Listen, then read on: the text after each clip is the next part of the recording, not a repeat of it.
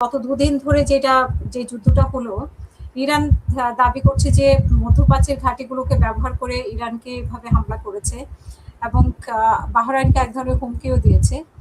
আবার আমরা শুনেছি যে এই যে মার্কিন ঘাঁটিগুলো আছে সেগুলোকে তারা সরিয়ে নেওয়ারও চিন্তা করছে, যে মার্কিন যুক্তরাষ্ট্র। তো সব মিলিয়ে আর বাইডেন তো বলল যে সে লুজার, মানে ট্রাম্পকে বলল যে সে লুজার। তো আসলেই সে এখন লুজার দেখে সে আবার পাল্টা হামলা করছে কিনা, বা এই যে খসড়া চুক্তি হচ্ছে, আলোচনা হচ্ছে, তার পরাজয়টা মেনে নিতে পারছে না বলেই সে এই হামলাগুলো করছে কিনা, না নাকি ওই যে ইরানের যে হামলার কথা তারা বলছে। ফরাদ ভাই যদিও সেদিনও বলেছে যে ওই হামলাটা আসলে একটা উসিল্লা মাত্র, তাদের টার্গেটে ছিল যে আবার হামলা করবে ইরানের উপরে। তো আপনি কি মনে করেন, আপনার কাছে শুনতে চাই। ধন্যবাদ ধন্যবাদ সহ আলোচককে। দেখেন, ইরানের যে যুদ্ধ পরিস্থিতি, মধ্যপ্রাচ্যে যে যুদ্ধ পরিস্থিতি এবং যে বৈশ্বিক রাজনীতি, সেই রাজনীতিতে আমার কেন জানি মনে হয় ডোনাল্ড ট্রাম্প একটা ফাঁদে পড়েছে। এটা আমার একটা ধারণা। আমি এই কারণে বলছি, উনি কিন্তু আপনি দেখবেন যে এই যুদ্ধ পরিস্থিতি নিয়ে, ইরানের যুদ্ধ পরিস্থিতি নিয়ে কিন্তু উনি ওনার যে জায়গা, সেই জায়গায় সুস্পষ্টভাবে একটা জায়গায় থাকতে পারে না উনি। আপনি হয়তো দেখেছেন, অন্যরাও দেখেছে যে উনি কিন্তু অনেক সময় বলে উঠে যে ইরান যুদ্ধটা আমাদের জন্য একটা ভুল ছিল। আবার আপনারা এমন নিউজও দেখেছেন যে নেতানিয়াহুর সাথে তার অনেকটা বাক বিতণ্ডা হয়েছে, অনেক রকমের কথা কাটাকাটি হয়েছে।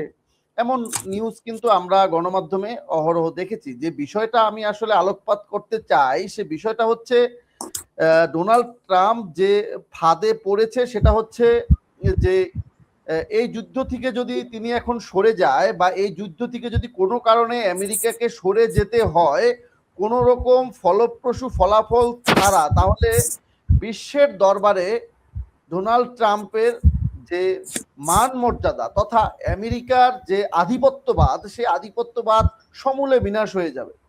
এটা আমেরিকার জন্য একটা অশনি সংকেত। এর জন্য হয়তো জো বাইডেন সাহেব তাকে এভাবে একটা মন্তব্য করেছেন, বিকজ ডোনাল্ড ট্রাম্প এবং জো বাইডেনের যে রাজনৈতিক দূরদর্শিতা, দুজনের মধ্যেই কিন্তু আপনারা দেখেছেন ইতিপূর্বে নানা রকমের টানাপোড়ান গিয়েছে।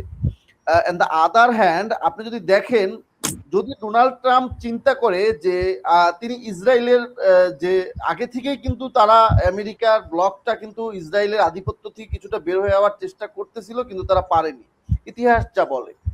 এখন ডোনাল্ড ট্রাম্প এটাও হয়তো চাইতে পারে যে ইসরায়েলের হাত থেকে তারা বেরোয় আসতে চায়, কিন্তু এভাবে তো আপনার বেরোয় আসতে পারবেন না। কারণ আপনারা জানেন যে অনেক রকমের গোয়েন্দা সংস্থার রিপোর্ট আছে। ইভেন আপনারা জানেন যে খুবই আলোচিত একটা বিষয় রয়েছে যে একটা অ্যাপেস্টেন কাণ্ড, যেখানে নানা রকমের ছবি টবি আপনারা জানেন, সেখানে ডোনাল্ড ট্রাম্পও ছিল। সুতরাং ইসরায়েলের কাছে যে ডোনাল্ড ট্রাম্পের অনেক নথি বা অনেক কুকর্মের নথি নেই এমনটাও নয়।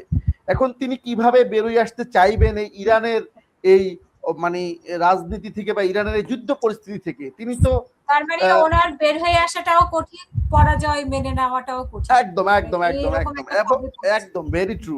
এখন উনি এর জন্য বলছেন, কারণ উনি বিশ্ব মোড়ল নিজেকে দাবি করেন বস হিসেবে। এখন তিনি যখন এই দৈন্য দশায় পড়েছেন, তখন তিনি অনেকটাই চিন্তিত যে এই সুযোগে তিনি কি ইসরায়েল থেকে সরে যাবেন নাকি এই যুদ্ধ পরিস্থিতি মেনে নেবেন। এর জন্য হয়তো তিনি এই যুদ্ধের নাটকটা করে হয়তো মধ্যপ্রাচ্য থেকে তার সেনাকে সরিয়ে নিয়ে একটা দূরত্ব তৈরি করতে চাইতে পারেন। আর একটা কথা কিন্তু ভেরি ট্রু, সেটা হচ্ছে যদি আপনি মধ্যপ্রাচ্যের এই যুদ্ধকে আপনি চলমান রাখেন, তাহলে কিন্তু পশ্চিমা বিশ্বে হাহাকার লেগে যাবে বাণিজ্যিক কারণে এবং বিশেষ করে তেলের কারণে। এবং আপনি জানেন যে আপনার তাপমাত্রা বৃদ্ধি পেয়েছে এল নিনোর কারণে, এবং আপনারা জানেন যে ইউরোপে বিভিন্ন দেশে কিন্তু প্রায় অনেক লোক মারা যাচ্ছে প্রচন্ড গরমের কারণে।